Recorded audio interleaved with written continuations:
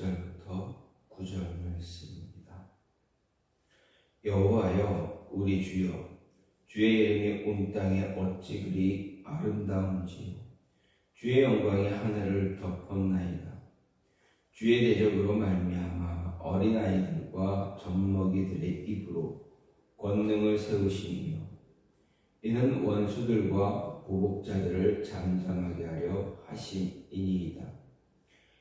주의 손가락으로 만드신 주의 하늘과 주께서 베풀어 두신 달과 별들을 내가 보으니 사람이 무엇이기에 주께서 그를 생각하시며 인자가 무엇이기에 주께서 그를 돌보시나이까. 그를 하나님보다 조금 못하게 하시고 영화와 종기로 관을 씌우셨나이다. 주의 손으로 만드신 것을 다스리게 하시고 만물을 그의 발 아래 두셨으니 곧 모든 소와 양과 들짐승이며 공중의 새와 바다의 물고기와 바닷길에 다니는 것이니이다. 여호와 우리 주여, 주의 이름이 온 땅에 어찌 그리 아름다운지요. 아멘. 오늘 말씀 시편 8편 1절부터 9절 말씀입니다. 시편 8편은 시편에서 사람들에게 가장 사랑받는 시 가운데 하나임을 알 수가 있습니다. 마치 아름다운 언어의 수로 뜸을 놓는 듯이 아름답게 그지없는 그런 시이기도 합니다. 하나님의 손으로 지어진 하늘의 달, 별, 그리고 공중의 새, 바다 물고기, 땅의 모든 짐승들 같은 이런 천지 만물에 대한 이야기는 하나님의 권능이 얼마나 위대하고 놀라운 것인가를 생각하게 해줍니다.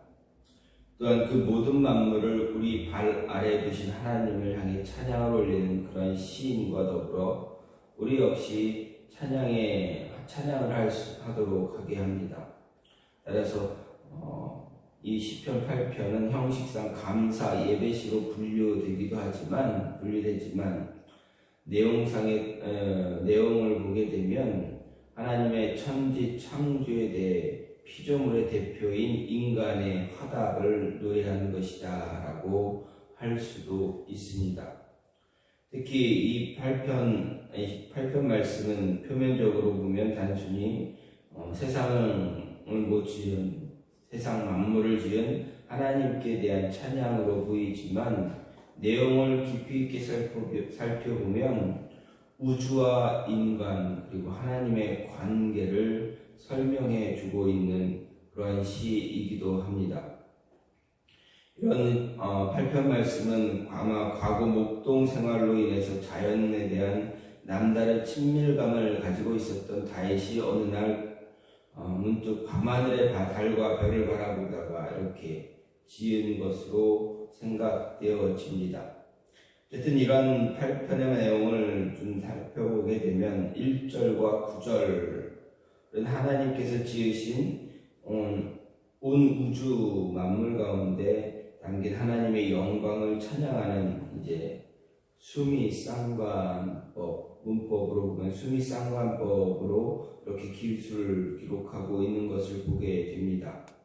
그리고 2절, 3절은 창조주 하나님의 능력과 아름다운 창조 솜씨에 대해서 찬양하고 있고 4절부터 8절은 하나님이 지으신 모든 세상 만물 가운데서 특별히 인간을 가장 귀하게 하시고 만물에 대한 통치권을 위임해 주셨다라는 것을 그 위임해 주신 그 사실에 대해서 감사하며 찬양하는 그러한 내용을 기록하고 있음을 볼 수가 있습니다.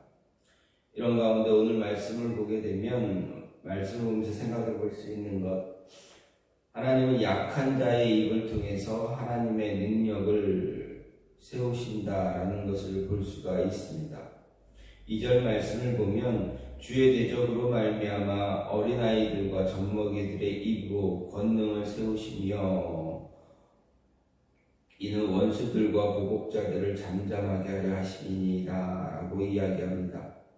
이 말씀은 고린도전서 1장 27절 28절에 그러나 하나님께서 세상의 미련한 것들을 택하사 지혜 있는 자들을 부끄럽게 하시려고 세상의 약한 것들을 택하사 강한 것들을 부끄럽게 부끄럽게 하려 하시며 하나님께서 세상의 천한 것들과 멸시받는 것들과 없는 것들을 택하사 있는 것들을 폐하려 하시나니 라는 말씀을 생각하게 해 줍니다. 여기서 주의 대적, 곧 원수와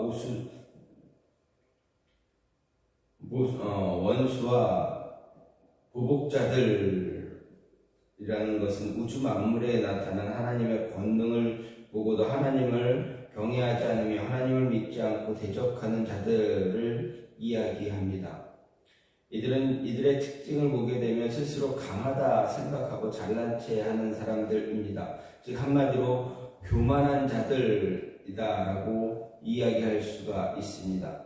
그들은 스스로 강하다고 여기기에 하나님을 경외하지 않습니다. 하나님 믿지 않습니다. 하나님의 능력에 대해서 인정하지 않습니다. 그에 반해서 어린아이와 젖먹이들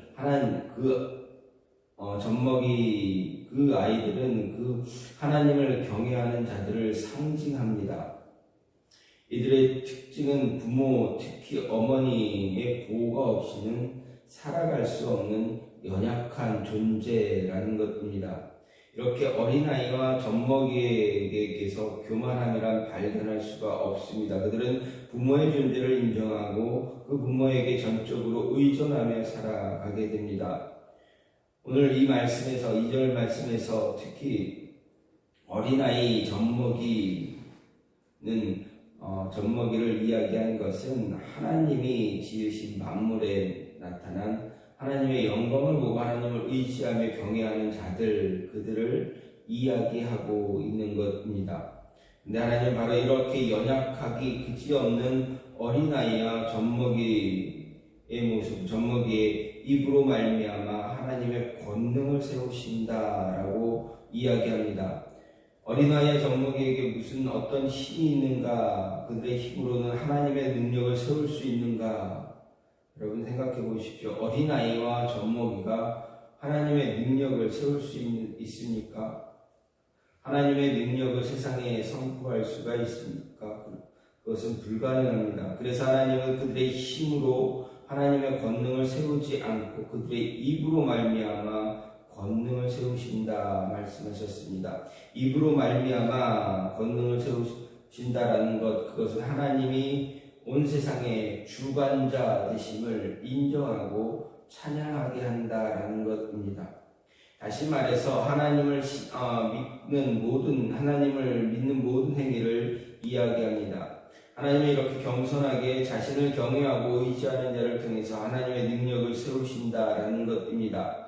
그래서 하나님을 대적하는 자들의 입을 막으신다고 말씀하시고 그들을 부끄럽게 하신다, 그들을 부끄럽고 패하게 하신다라고 분명하게 말씀하십니다. 오늘날 우리 기독교가 어떻게 해서 세계적인 종교가 되었는가, 정말 온 세상에 이렇게 널리 전파될 수 있었는가, 능력 있고 힘 있는 자, 권능이 있고 힘 있는 자, 구하고 힘 있는 자, 그들에 의해서 세상에 예수 그리스도의 이름이, 하나님의 이름이, 복음이 전파되어졌는가 생각해보면 그렇지 않다라는 것입니다. 도리어 힘 없는 자들에 의해서 그리스도의 이름이, 세상에 복음이 더 널리 전해진 것입니다. 처음 기독교 공동체 지극히 보잘것없는 어부로부터 시작이 되었습니다. 예수님께서 바리새인들, 종교 지도자들을 택해서 유대인들에게, 이스라엘 백성들에게 복음을 전하시는 것이 아니었습니다. 만약 그들을 통해서 복음이 전해졌다 한다면, 만약 그들이 예수님을 믿고 의지하고 예수님을 메시아로 인정해서 그들이 직접적으로 이스라엘 백성들에게, 유대인들에게 복음을 증거했다면 어떻게 되었겠습니까? 그들이 교만하지 않고 하나님 앞에 겸손한 모습 가지고 지도자로서, 권능 있는 자로서, 부한자로서 정말 하나님을 믿고 의지하면서 사회를, 그들의 지역 사회를 이끌어가고 이끌어갔다면, 말씀으로 이끌어갔다면, 복음으로 이끌어갔다면 어떤 변화가 있었겠습니까? 더 큰 능력, 더 많은 그런 힘이 전달되어졌을지도 모릅니다. 왜 그렇습니까? 그들을 존경하고 그렇게 사회를 이끌어가는 능력 있는 사람들이 자신의 것들을 내려놓고 하나님의 말씀대로 복음을 전하면서 이웃을, 연약한 자를 돌보고 그렇게 했다면 얼마나 힘있게 복음이 전해졌겠습니까? 생각해 보십시오. 하나님은 요나를 통해서 니느웨를 심판한다 하셨습니다. 그때 어떻게 했습니까? 요나는 분명히 니느웨를 가서 그 경고를 전하는 걸 원하지 않았습니다. 그러나 하나님의 능력으로, 하나님의 뜻대로 그는 어쩔 수 없이 니느웨로 가서 복음을 전했습니다. 그때 복음을 들었던 니느웨 백성들, 그들도 그곳에서도 역시 백성들로부터 시작이 되었습니다. 하지만 어떻습니까? 백성들로부터 시작되었던 복음의 전파가 이제 그 나라의 왕에게 전달되어졌습니다. 왕은 어떻습니까? 그 복음을 막았습니까? 그 심판의 경고를 외면했습니까? 그렇지 않았습니다. 받아들였습니다. 받아들였더니 어떻게 됩니까? 니느웨 그 성이, 온 성이 하나님께 회개하는 역사가 일어났습니다. 복음이 백성들에게 먼저 전해졌을 뿐이지 백성들이 아니라 그 복음이 왕에게 먼저 전해졌다면 어떻게 되었겠습니까? 더 빠르게, 더 능력 있게 복음이 선포되어졌을지도 모릅니다. 어쨌든 능력 있고 권능이 있는 왕이 회개했습니다. 그때 니느웨 성은 더 본격적으로 회개에 동참하고 죄를 부리고 하나님 앞에 금식을 선포하며 하나님 앞에 온전히 무릎 꿇고 모든 것이 변하게 되었습니다. 하나님의 심판이 유보가 되었습니다. 그런데 어떻습니까? 이스라엘 백성들, 종교 지도자들, 이스라엘 백성들을 가야 하고 그들에게 말씀을 온전히 선포해야 할 그러한 사람들, 능력 있는, 권능이 있는 자들, 힘이 있는 자들, 부한 자들은 예수님을 외면했습니다. 복음을 외면했습니다. 그럼에도 복음은 온 세상에, 이스라엘을 중심으로 해서 온 세상에 전파되기 시작되었습니다. 이후로도 복음은 어떻게 됩니까? 능력 있는 자들에 의해서 선포가 됩니까? 능력 있는 자들에게 의해서 전파됩니까? 그렇지 않습니다. 끊임없이 복음은 사회적으로 약한 자들, 그들을 통해서, 그들의 입을 통해서 전해지고 전파되어졌다라는 것을 볼 수가 있습니다. 연약한 자들의 입술을 통해서 하나님은 자신의 능력, 권능을 선포하셨습니다. 우리나라도 마찬가지입니다. 복음이 들어왔습니다. 누구에게 먼저 들어왔습니까? 연약한 자들입니다. 사회적으로 가장 연약했던 여인들에게, 그리고 사회적으로 약했던 힘이 없던 그 천민, 노비들에게 복음이 들어왔습니다. 그리고 그 복음이 세상 사람들을 변화시켰습니다. 그 복음이 여인들에 의해서 전파되어지고 연약한 힘없는 자들에 의해서 전파되어졌습니다.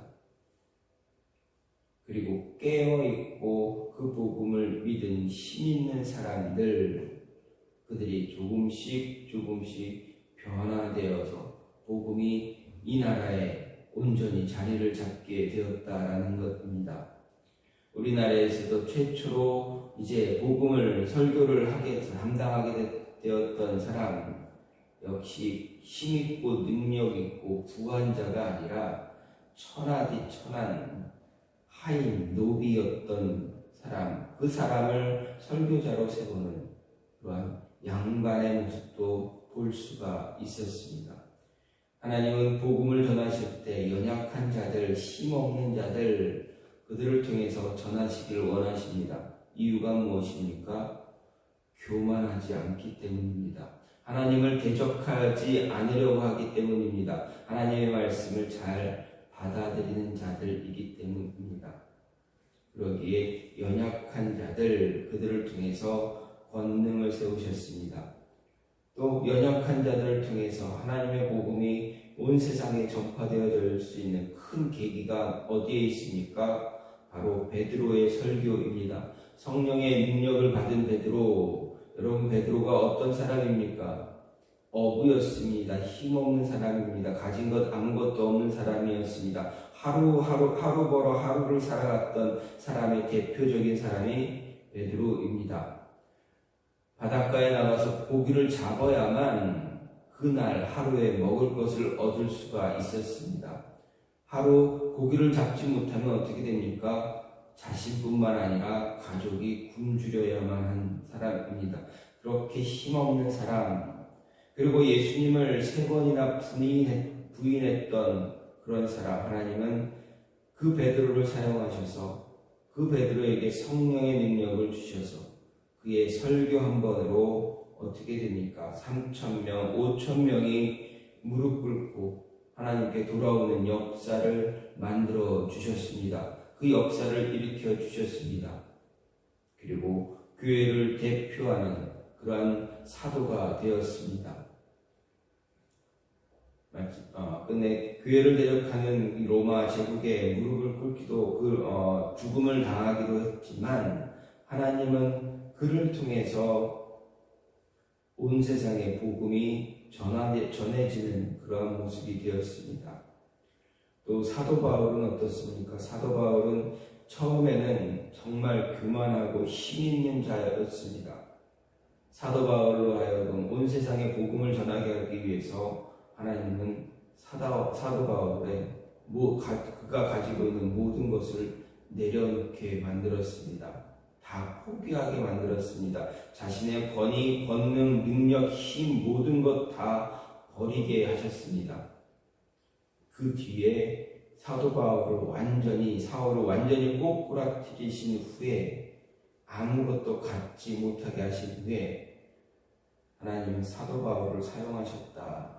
그를 통해서 복음을 세상에 전하셨다라는 것 우리는 기억해야만 합니다. 따라서 하나님께서 자신의 권능을 세우실 때 가장 연약한 자, 힘없는 자, 교만하지 않은 자, 하나님 믿기를 간절히 소망하는 자, 하나님께 간절히 기도하는 자, 하나님의 이름을 부르며 찬양하는 자, 그들을 통해서 권능을 세우시고 그들을 통해서 온 세상에 복음을 전파하신다라는 것입니다.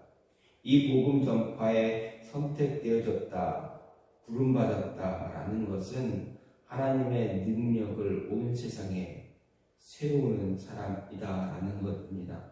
따라서 그 능력의 그 모습에 부름받고 하나님의 계획에 포함되어져 있다라고 생각되어진다면 그 말씀을 하나님의 말씀이 믿어진다면 어떻게 해야 됩니까?